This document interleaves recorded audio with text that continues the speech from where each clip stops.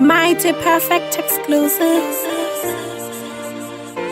Mumwe wangu sangi gara wa posta Zita ndonzi MPC mapinati Kamba ndati ndikunyorere mai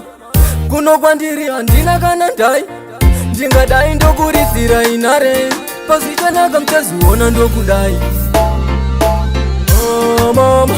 Muka nditi ndiri rome ndinodemba kufa Kushanda ndinoshanda kubuda dikita Muka na iri misodzi kudema kukuta Muka ramba muchichema hapana chokuta Moreri enda karwara sikusabatika Nena mai makafamba kubuda bikita Ini handi kukanga mweichero ndikazokutai Kuwana basa nasi mangwana ropera Pesa tenza madomasi ese anora Kondinira zaronasi maiyonda yaura Savano wizira pasi ndoza ndohorera Koza ndisina kubata chitema Seiko masangwa chingogara hari matema Ko azindakazarirwa kuchema Zira zangwa dzinakana zuva ratinochera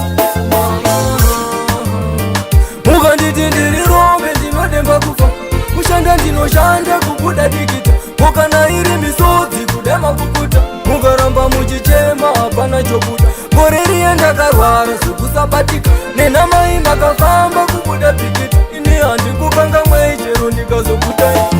Namwe namoka ndizunga nemacheni Gara homwe sina kana peni Kundichedza zita mongo kudza upenyu Februari nani paneni Paya makanditi life is a journey Taridze inzira yangu haichina direction Puma yeziya rangu haijiwe neni Inoperera kuripa moso sinoparo neni Mama Muka nditi ndiri rombe ndinodemba kufa Kushanda ndinoshanda kubuda dikita Muka na iri misodzi kudema kukuta Muka ramba muchichema hapana chokuta Moreri enda karwara sikusabatika Nena mai makafamba kubuda bikita Ini handi kukanga mweichero ndikazokutai Kana riri bozo ndiregerere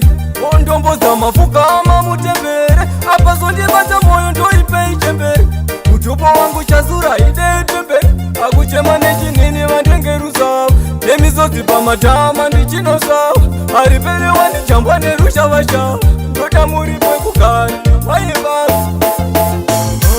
Mama Muka nditi ndiri rombe ndinodemba kufa Kushanda ndinoshanda kubuda dikita Muka na iri misodzi kudema kukuta Muka ramba muchichema hapana chokuta Moreri enda karwara sikusabatika Nena mai makafamba kubuda bikita Ini handi kukanga mweichero ndikazokutai